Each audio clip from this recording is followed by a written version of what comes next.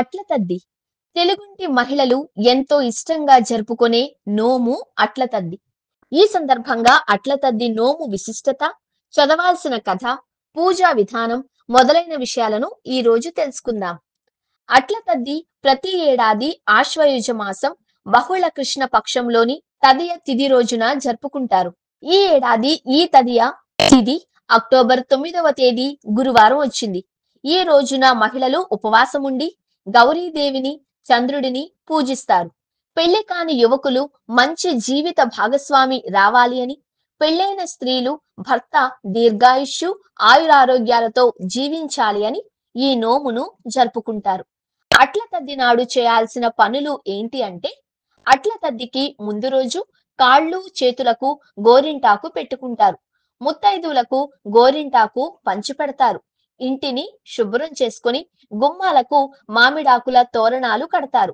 ఇక తెల్లవారుజామున నిద్రలేచి స్నానపానాదులు ముగించి చుక్క ఉండగానే బెండకాయ, చింతకాయ కూర, గోంగూర పచ్చడి, పాలు పోసి వండిన పొట్లకాయ కూర, ముద్దపప్పు, పెరుగులతో అన్నం తింటారు.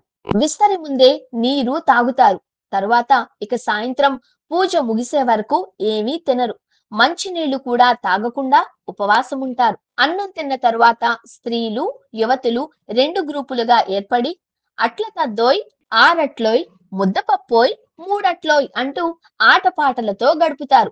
ఊయల ఊగుతారు. అట్ల తద్ది పూజా విధానం. ఈ రోజున నోము నోచుకునే స్త్రీలు 11 మంది ముత్తైదువులను ఆహ్వానించి వారిని కూడా ఉపవాసం ఉంచుతారు. అట్ల తద్ది నోము నోచుకునే స్త్రీలతో పాటు వాయనం అందుకునే స్త్రీలు కూడా పగలు ఉపవాసం ఉంటారు.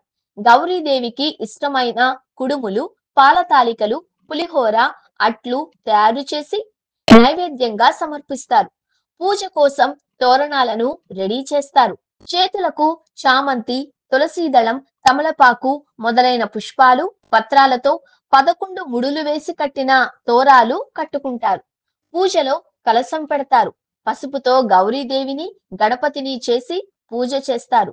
ఒక పళ్ళెంలో బియ్యం పోసి, బియ్యం పిండితో చేసిన కుడుములు పెట్టి అందులో పసుపు, కుంకుమలు వేస్తారు. పుష్పాలతో అలంకరిస్తారు. దీనిని కైలాసంగా భావిస్తారు.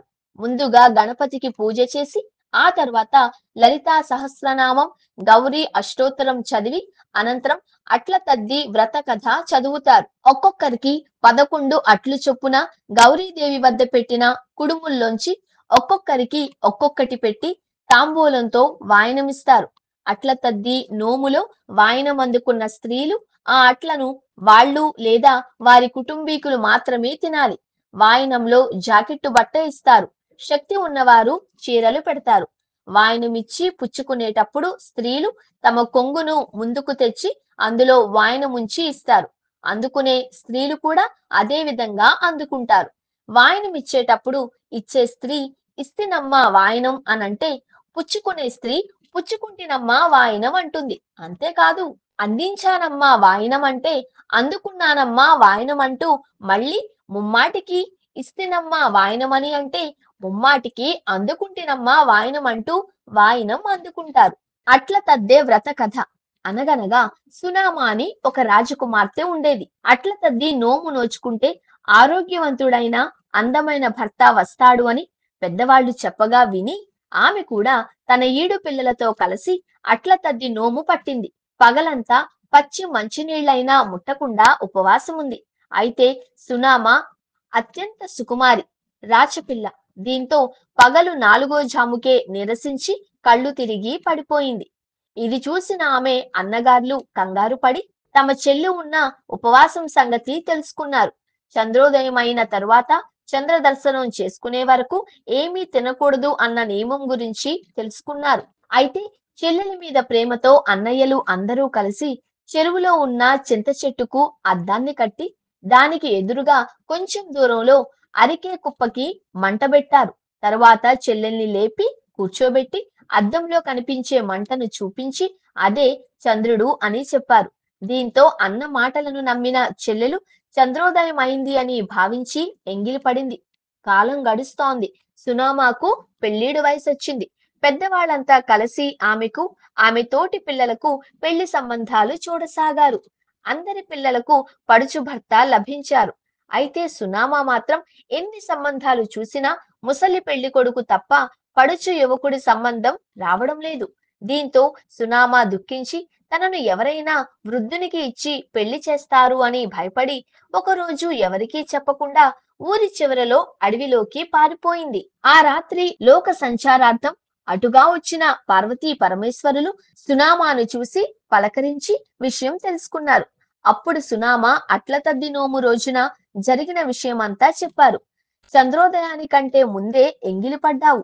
ఈ నోము ఉల్లంఘన జరిగింది. నీ నోము ఉల్లంఘన జరిగింది. అందుకనే నోముని సంపూర్ణంగా చేసిన నీ మిత్రురాళ్లకు పడుచు మొగుళ్ళు లభించారు. నీకు మాత్రం ముసలి సంబంధాలే వస్తున్నాయి.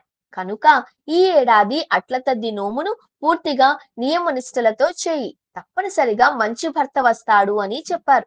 దీంతో సునామ ఇంటికి వచ్చి ఈసారి అతి శ్రద్ధగా అట్ల తద్ది నోము నోచుకుంది.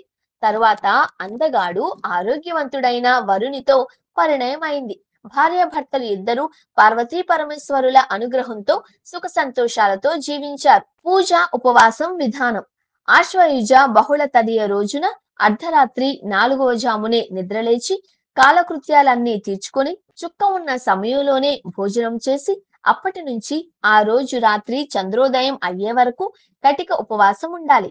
చంద్ర దర్శనం తర్వాత మళ్లీ స్నానం చేసి అట్లు వేసి గౌరీదేవికి 10 అట్లు నైవేద్యం పెట్టి ఒక ముత్తైదువుకు 10 అట్లు వాయనమిచ్చి కథ చెప్పుకొని అక్షింతలు వేసుకోవాలి.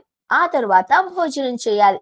ఇలా 10 సంవత్సరాలు చేసుకొని తదుపరి ఏడాది ఉద్యాపన చేసుకోవాలి.